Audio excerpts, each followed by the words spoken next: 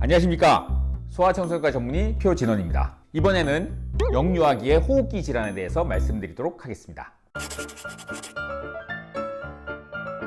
자, 감기는 사실 우리 영유아기에서 가장 흔한 질환이죠. 두 돌이 될 때까지 평균 8번에서 10번 정도 앓는 거라고 알려져 있는데 2년 동안 8번밖에 안 앓는다고? 우리 애는 그보다 훨씬 더 많이 앓았는데? 이렇게 생각이 드실 거예요. 왜 그러냐면 좀 이른 나이부터 어린이집에 보내는 경우가 많잖아요. 집단 생활을 하다 보면 그 바이러스에 노출될 기회가 많아지기 때문에 거의 1년 내내 감기에 걸려 있다라고 얘기하실 정도로 훨씬 더 자주 감기에 걸리는 경우가 많습니다. 대부분의 감기는 바이러스 때문에 오는 것이고 증상도 경미하고 그냥 둬도 저절로 낫죠. 그리고 감기로 인한 심각한 합병증이 생기는 경우도 드물기 때문에 그렇게 크게 심각한 병은 아닙니다. 감기를 일으키는 원인은 대부분 바이러스입니다. 세균에 의해서 생기는 경우도 있는데 세균에 의해서 생기는 경우는 사실 급성 편도염 또는 인후통이라고 우리가 부르는 보통 감기보다 조금 더 심한 그런 형태로 오기 때문에 그건 나중에 제가 인후통이라는 제목하에 다시 말씀드리도록 하겠습니다.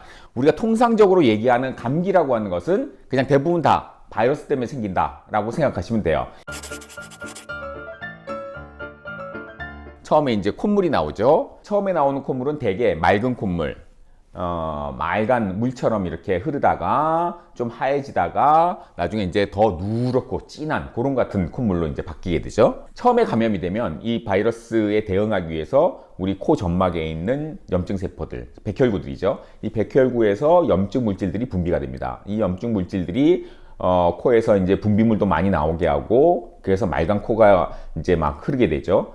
그러다가 이제 본격적으로 항체도 만들어내고 백혈구가 직접 그 바이러스하고 대응해서 싸우게 되죠. 그래서 이 백혈구들이 콧물에 많이 섞여 나오면 이제 콧물이 진하고 누렇게 변하는 겁니다. 그래서 누런코가 나오면 이게 세균 감염이 된 거 아니냐, 누런코가 나오면 심해진 거 아니냐, 누런코가 나오니까 항생제를 써야 되는 거 아니냐, 이렇게 생각하시는 분들이 있는데 그게 아니라 감기에 정상적인 이제 감염의 경과라고 생각하시면 돼요. 감기가 진행되면서 누런코가 됐다고 해서 바로 세균 감염을 의심하고 항생제를 바로 써야 되고 그런 상황은 아니라는 것을 알아두시면 되겠습니다. 그리고 이제 코가 간질간질하고 막 재채기도 팍 나오고 애취애취하게 되죠.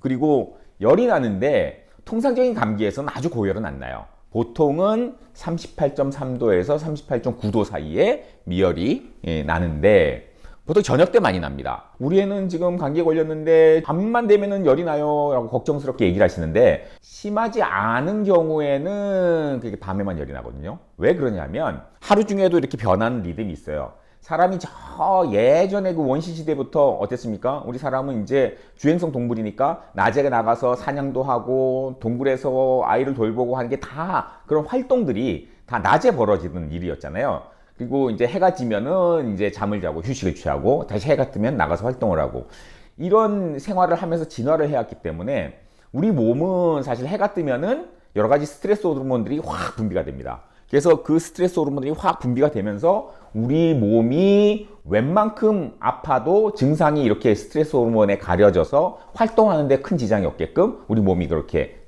만들어주는 거죠. 밤이 되면은 그 스트레스 호르몬이 이제 휴식을 위해서 쭉 떨어지죠. 그래서 이제 우리가 수면을 취하게 되는데 이 스트레스 호르몬이 쭉 떨어지면 증상이 막 나타납니다. 그리고 이제 식욕이 없죠. 또 목이 아프죠. 인후통, 또 이제 목이 부으니까 삼키기도 힘들어집니다. 연하곤란 같은 게 생기게 되죠. 그래서 감기에 걸리면 당연히 식욕도 떨어지고 목도 아프고 삼키기도 힘들어서 잘 안 먹는데 엄마들은 어떻습니까? 항상 이 정도의 양을 정해놓고 이걸 안 먹으면 큰일 나는 줄 안단 말이에요. 그러니까 감기에 걸려도 어떻게든지 더 강요하게 되죠. 근데 그렇게 하는 게 결코 좋은 일이 아닙니다. 당연히 목도 아프고 식욕이 떨어져서 안 먹으려고 하는 아이인데 억지로 이렇게 먹이다 보면 먹는 데 대해서 스트레스를 받게 돼요. 나중에 이제 엄마가 숟가락만 들고 다가와도 막 스트레스 받게 되죠. 막 피하고. 이렇게 되면 애가 감기가 다 났어요. 목도 안 아파. 식욕도 다 들어왔어. 그래도 그 스트레스 때문에 한동안 먹는 거를 좀 멀리하고 엄마가 이제 먹을 걸 가져오면은 막 거부하고 그런 일이 벌어질 수 있습니다. 그래서 감기에서 나아서 식욕이 돌아오고 목 아픈 게 나아지면 자연히 먹는 게 늘어나기 때문에 굳이 이 감기 걸렸을 때 일정량을 먹이려고 막 이렇게 강요할 필요가 없다는 겁니다. 그래서 오히려 그것이 장기적으로 보면 마이너스이기 때문에 식습관은 그냥 그대로 유지를 하고 아이가 거부하면 거부하는 대로 그냥 좀 적게 먹어도 큰 문제 없습니다. 그래서 이럴 때는 그냥 아이가 먹는 대로 그냥 맡겨두시는 것이 좋다라는 말씀을 드립니다. 그리고 이제 기침을 하게 되죠. 그리고 이제 림프절이라 그래가지고 우리 그 몸의 면역을 담당하는 기관들이 있어요. 그게 이제 아이들은 좀 발달돼 있는데 아프지 않을 때도 좀 이렇게 겉에서 이렇게 보면은 동글동글하게 보이기도 하고 이렇게 만져보면은 동글동글하게 만져지기도 하죠. 그런 림프절들이 그 항체를 만들어내기 위해서 이 림프절에 모여있는 림프 숫자가 많아져요. 그럼 이제 림프절이 좀 커지겠죠. 그래서 이 목에 있는 알갱이들이 좀 커져 보일 수가 있습니다. 별다른 합병증 없이 아이가 감기에 걸린다면 일주일에서 열흘 정도면은 증상이 서서히 사라지고 없어지게 됩니다. 심해 보이지 않는 감기라고 해도 만 3개월 이전의 아이는 빨리 소아청소년과에 가서 진료를 받아야 됩니다. 만 3개월 이전의 어린아이들은 감기로 시작을 했다고 해도 그 감기가 뭐 기관지염이나 크루비나 폐렴 같이 이게 심한 하기도 감염 쪽으로 쉽게 퍼질 수 있기 때문에 이게 감기인지 기관지염이나 폐렴이 아닌지 그걸 확인을 꼭 해서 약을 복용을 하거나 치료를 받을 필요가 있다는 것입니다. 만 3개월 이상의 아이라도 이런 증상이 보이면 빨리 소아청소년과에 가서 진료를 받아야 됩니다. 입술이나 손톱이 파랗게 변할 때, 입술이나 손톱이 파랗게 변한다는 것은 뭡니까? 산소 공급이 잘 안 된다는 뜻이죠. 감기에 걸렸을 때는 이런 일이 잘 안 벌어져요. 이제 기관지나 폐렴이 심한 경우에 이런 청색증이 보이기 때문에 이렇게 입술이나 손톱이 파랗게 변하면 빨리 소아청소년과에 가서 진료를 받아야 합니다. 그리고 보통 감기 걸리면은 어떻습니까? 증상이 열흘 내서 2주 이내에 이제 증상이 보통 소실되고 없어진다고 했잖아요. 그렇지만 코가 그렁그렁하게 코 속에 이렇게 고여 있다든지 콧물이 밖으로 나오는 그런 코 증상이 2주 이상 지속이 될 때, 그러면 이제 감기보다는 다른 이제 합병증이나 다른 좀 심각한 병을 의심할 수 있기 때문에 2주 이상 지속이 되면 반드시 소아청소년과에 내원을 해야 됩니다. 그리고 낮에 하는 기침이 열흘 이상 지속이 된다. 이것도 문제가 됩니다. 왜냐하면은 아까 말씀드렸지만 증상이 경미할 때는 우리가 밤에 주로 증상이 나타나고 낮에는 증상이 없어진다 했잖아요. 기침을 낮에 한다는 것도 이미 심한 상태라고 봐야 되는 거고, 그거를 열흘 이상 낮 기침이 지속이 된다는 것은 뭡니까? 감기가 아니고 다른 하기도 감염, 기관지염이나 폐렴일 가능성이 높아진다는 거죠. 그래서 빨리 내원을 해야 되는 거고요. 애가 귀가 아프다고 한다든지 말을 못하는 아이인데 뭐 귀를 자꾸 잡아 뜯는다든지 애가 심하게 보챈다든지 체온을 쟀더니 한쪽은 정상 체온인데 한쪽만 체온이 높게 나온다든지 이런 경우에는 우리가 감기의 합병증인 중이염을 의심할 수 있거든요. 이런 경우에도 빨리 내원을 해야 됩니다. 그리고 체온이 38.9도를 넘는다? 고열이 나는 것은 통상적인 감기보다는 좀 더 심각한 병일 가능성이 높습니다. 제가 누차 말씀드리지만 열 자체가 문제되는 게 아니에요. 고열이 난다고 애가 위험해지는 것도 아니고, 하지만 고열이 난다는 것은 단순한 감기가 아니고 좀 더 심각한 감염증이 생겼다는 걸 의미할 수 있기 때문에 고열이 날 때는 조금 긴장하고 환자를 보는 거지, 열 자체가 우리 몸에 해를 끼치거나 해서 그러는 건 아니라는 걸 다시 한번 강조드립니다. 그리고 아이가 너무 졸려하거나 너무 짜증을 낸다. 그런 경우에는 이제 감기가 아니라 감기의 합병증인 뇌수막염이나 뇌염이 됐을 수도 있어요. 그래서 아이가 너무 졸려서 놀지도 못하고 그냥 쓰러져 있다. 또는 너무 막 심하게 보챈다. 이런 경우에는 그 머리 쪽에 문제가 있을 수 있기 때문에 반드시 빨리 소아청소년과에 내원을 해야 합니다. 이 감기를 일으키는 바이러스를 죽이는 항바이러스제가 있으면 그게 이제 특효약이 될 텐데, 불행히도 아직까지는 이 감기 일으키는 바이러스를 죽이는 약은 개발되지 않았습니다. 아니 병원에 갔더니 감기라고 하면서 약을 주던데요. 그 약은 뭐죠? 그 약은 바이러스를 죽여서 병을 빨리 낫게 하는 약이 아니라, 우리가 감기에 걸렸을 때 여러 가지 우리를 괴롭히는 증상들이 있잖아요. 몸도 아프고 뭐 목도 아프고 기침 나오고 콧물 나오고 연신 재채기 나오고, 감기에 동반된 여러 가지 귀찮은 증상들을 조금 완화시켜 주는 거죠. 어차피 뭐 일주일에서 열흘이면 나을 병이지만 그 앓는 일주일에서 열흘 동안 증상을 좀 완화시켜줘서 조금 편하게 지나갈 수 있게 그렇게 하는, 꼭 뭐 원인 바이러스를 죽여야만 그게 치료가 되는 게 아니고 환자를 편안하게 해주는 것도 치료이기 때문에 이 감기의 치료는 증상 치료다. 그래서 증상이 심하지 않으면 사실 약을 먹지 않아도 되고, 좀 이렇게 괴롭다 그러면 굳이 약을 피할 필요도 없다. 그래서 약을 먹어서 증상이 좀 완화시켜서 좀 편하게 지나가게 하면 된다. 이렇게 이해를 하시면 되겠습니다. 항생제는, 감기는 제가 뭐라 그랬습니까? 대부분이 바이러스라고 했죠. 항생제는 무슨 약이에요? 세균, 박테리아를 죽이는 약이에요. 그러니까 항생제를 아무리 때려 부어도 바이러스는 못 죽인다. 바이러스성 질환에서는 항생제는 전혀 도움이 안 된다는 거를 다시 한번 강조드립니다. 제가 왜 이렇게 항생제만 나오면 이렇게 흥분하고 강조를 드리냐 하면 우리나라에서는 너무너무 항생제가 남용이 되고 있고 그래서 전 세계에서 항생제 내성률 1등입니다. 감기라고 해놓고 항생제를 쓴다? 그럼 그 병원 가지 마세요. 좋은 병원이 아니에요. 그리고 잘 쉬어야 돼요. 우리 몸에 있는 체력이라는 게 무한대로 있는 게 아니잖아요. 그래서 어느 정도 한정이 되어 있기 때문에 이 체력을 병하고 싸우는 데 써야 돼요. 우리가 뭐 자꾸 활동을 하고 뭐 여러 가지 재밌는 일들을 하느라고 체력을 다 소모해버리면 병하고 싸울 수 있는 체력이 남아나질 않겠죠.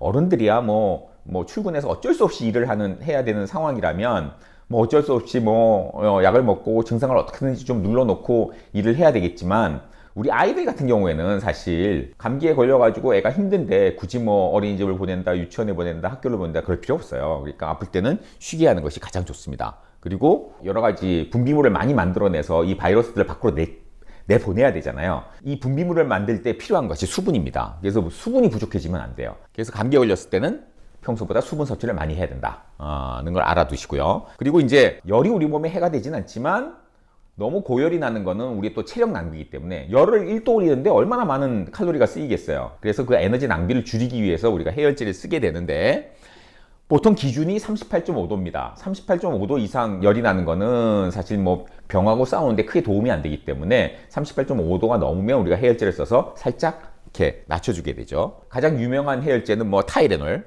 그리고 브루펜 이 있죠. 타이레놀이나 브루펜을 둘 다 쓸 수 있는데 이 브루펜은 만 6개월 이전에는 쓰면 안 됩니다. 우리가 만 6개월 이상에서 허가가 난 약이기 때문에 만 6개월 이전에 썼을 때 어떤 문제가 생길지 우리가 그 스터디가 안 돼 있어요. 그러니까 부작용이 생길 수 있기 때문에 반드시 만 6개월 이상에서 써야 된다라는 것을 꼭 기억해 두시고요. 만 6개월 이전의 아이들은 그냥 타이레놀을 쓰시면 됩니다. 가장 안전하고 가장 부작용이 없는 약입니다. 그리고 이 브루펜은 만 6개월 이상이라 하더라도 아이가 탈수가 심하거나 또는 구토를 계속 하고 있다 이런 경우에는 브루펜은 쓰면 안 됩니다. 브루펜은 또 위장장애가 있기 때문에 이렇게 구토하는 애들은 뭐 위장 출혈도 될 수 있고 피를 토할 수도 있어요. 그렇기 때문에 탈수가 있거나 구토를 반복적으로 하는 아이들한테는 브루펜은 쓰면 안 된다라는 것을 꼭 기억해 두시기 바랍니다. 그리고 기침약도 이제 여러 가지 종류가 있어요. 뭐 그 점액을 만들 때 점액을 좀 더 묽게 만들어주는 그런 약도 있고 가래 배출을 쉽게 하기 위해서 우리 호흡기에 달리는 섬모 운동을 좀 활성화시켜주는 약도 있고 어쨌든 기침약 중에서 기침 반사가 일어나지 않도록 뇌를 억제해서 기침을 억제해주는 그런 약도 있어요. 코데인이라는 약이 있는데 이런 성분의 약은 아이들한테는 쓰지 않는 게 좋습니다. 그리고 이제 우리가 감기 증상 중에 우리를 괴롭히는 게 코막힘이죠. 코막힐 때 가장 좋은 거는 방부제가 없는 순수한 생리식염수를 코에다가 자주 넣어주는 것이 가장 좋습니다. 우리가 코가 막히는 게 콧물이 좀 들어있어서 막히기도 하지만 가장 코 막히는데 중요한 원인 중에 하나가 점막이 부어서 코 터널 자체가 이렇게 좁아지는 거죠. 그게 감기에서 코막힘을 일으키는 가장 중요한 원인입니다. 그런데 이제 생리식염수를 넣어주면 생리식염수가 이제 삼투압이 높으니까 점막이 부어있던 데서 물이 빠져나와요. 그래서 이 점막이 이렇게 부어있다가 이렇게 슬슬 쭈그러듭니다. 그러면 이제 콧구멍이 열리게 되겠죠. 또 이제 식염수는 또 소독 효과도 있기 때문에 이 바이러스를 씻어내는 데도 효과가 있고 살균 효과도 있고 여러 가지 좋은 점이 많습니다. 그리고 생리식염수는 우리 체액 성분하고 똑같기 때문에 아무리 자주 넣어줘도 부작용이 없는 약이에요. 그래서 생리식염수를 자주 넣어주는 것만큼 좋은 치료는 없다는 걸 다시 한번 강조를 드립니다. 그리고 이제 콧물이 이렇게 막 고여가지고 애가 이제 숨도 못 쉬고 먹지도 못하고 막 괴롭잖아요. 그래서 이제 그걸 막 이제 뽑아내는 엄마들이 많이 있어요. 근데 안 그래도 이제 코 점막이 부어서 이렇게 코가 막혀 있잖아요. 근데 자꾸 밖에서 이렇게 잡아 당기면 이게 더 붓겠죠. 더 막히게 돼요. 코에다가 넣고 입으로 이렇게 잡아 뽑는 기구도 있고 기계로 이제 뽑는 것도 있는데 너무 강해서 이렇게 자꾸 뽑다 보면은 점막이 오히려 부어서 오히려 코가 막혀서 더 힘들어진다. 그렇기 때문에 사실 요거 이제 벌브 시린지라고 하는데 이 벌브 시린지로 코를 뽑아주는 게 제일 좋습니다. 이게 그렇게 압이 그렇게 세지 않거든요. 그래서 어떻게 하냐면 수유하기 15분에서 20분 전에 각 콧구멍에 이 생리식염수를 2방울 떨어뜨립니다. 2방울 떨어뜨린 다음에 떨어뜨리자마자 요거로 이렇게 쪽쪽 뽑아내는 거죠. 이거는 뭐 인터넷에서 쉽게 구하실 수 있으니까 요걸 하나씩 구비해 두셔가지고 이렇게 쪽쪽 뽑아주시면 됩니다. 그리고 이 코를 흡입하는 거는 사실은 아주 어린 아이한테만 하는 게 좋아요. 우리가 6개월이 안 된 아이들은 코가 막히면 입으로 막 숨을 쉬다거나 아니면 이제 수유를 할 때 그 쉬엄쉬엄 먹어야 되는데 그게 잘 안 된단 말이에요. 그렇기 때문에 6개월 미만의 아기가 코가 막혀서 잘 먹지 못할 때, 그럴 때 수유 전에 이렇게 벌브 시린지로 뽑아주는 것이 가장 효과적이고, 6개월이 넘는 아이들은 사실 이게 그렇게 큰 의미가 없기 때문에 코를 이렇게 뽑는 거는 하지 않는 게 좋아요. 왜냐하면 코 뽑는 것 자체가 치료에 도움도 안 되고 애한테 스트레스만 주고 오히려 또 코 점막을 붓게 만들어서 오히려 코감기 기간을 더 늘릴 수 있기 때문에 코를 뽑는 거는 6개월 미만의 아이들 수유하기 전, 이 정도에 한정해서 해주시고 6개월 이상이 된 아이들은 그냥 식염수만 한 2방울씩 이렇게 코에다 넣어주는 거로 충분합니다. 요즘 막 이 식염수를 막 칙칙 뿌리고 또 뭐 그걸 다시 뽑아내고 막 코 세척한 기계도 나오고 또 이렇게 코에 뿌리는 뭐 식염수, 뭐 해양 심층수로 만들었다 뭐 이런 것도 나오고 하는데, 그런 것보다 그냥 방부제가 없는 생리 식염수를 한 통 사서 안약통 같은 시럽병에다가 넣어놨다가 코에다가 그냥 한 2방울씩 이렇게 떨어뜨려 주는 게, 그건 아이가 그렇게 크게 거부하지 않습니다. 오히려 좋아하기도 합니다. 왜냐하면 코가 자꾸 뚫리니까. 그래서 그렇게만 해주시는 것이 가장 효과적이다라는 말씀을 드립니다. 그리고 코 막힐 때는 가습기도 도움이 돼요. 왜냐하면 코가 건조하면 건조할수록 더 이제 부어서 막히기 때문에 코를 촉촉하게 해주는 게 좋은데 찬 가습기가 더 낫습니다. 그래서 가습기를 멀리 떨어뜨려 놓는 건 의미가 없고 얼굴에 직접 오도록 틀어주시면 되겠습니다. 이 가열식 가습기도 많이 쓰시는데 아이 얼굴 가까이에다가 이렇게 가습기를 갖다 놔야 되기 때문에 이 가열식 가습기는 그렇게 했을 경우 화상의 우려가 있습니다. 그래서 가열식 가습기는 쓰지 마시고 초음 가습기에 찬물을 넣어서 쓰시는 것이 코 막히는 데 더 효과적이다라는 말씀을 드립니다. 이제 뭐 감기 예방은 사실 뭐 우리 코로나 예방과 똑같은 거예요. 모든 호흡기 바이러스의 예방책은 다 똑같습니다. 그래서 3개월 미만 아이들은 어떻습니까? 감기에 걸리면 합병증이 쉽게 생길 수 있다 그랬잖아요. 그래서 주변의 사람들, 뭐 가족들 이 감기에 걸렸다 그러면 3개월 미만의 아이가 있다면 아예 근처에 안 가는 게 좋습니다.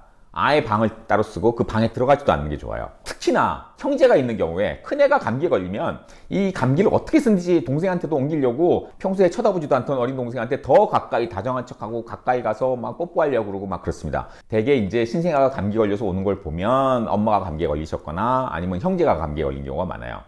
뭐 엄마 아빠가 감기 걸린 경우에는 사실 굉장히 조심을 하기 때문에 아이한테 신생아한테 이제 옮기지 않는 경우가 많은데, 형제가 있는 경우 큰애가 이렇게 신생아한테 막 다가가는 거를 제지를 잘 못하세요. 그래서 확실하게 그걸 제지를 해주셔야 됩니다. 그리고 기침이나 재채기를 통해서 우리가 많이 전염이 되니까 기침 예절 반드시 다시 한번 제가 강조드리지만, 기침할 때는 손으로 막는 게 아니라 휴지가 있으면 휴지로 막든지 아니면 이제 팔꿈치 안쪽 아니면 어깨에다 대고 사람들하고 닿지 않을 곳에 이렇게 이런 식으로 해야 된다는 거죠. 그리고 손을 자주 씻고, 손을 씻을 수 없는 상황이라면 항상 알코올이 60% 이상 들어있는 그런 손 세정제를 들고 다니면서 소독을 해주시면 되겠습니다.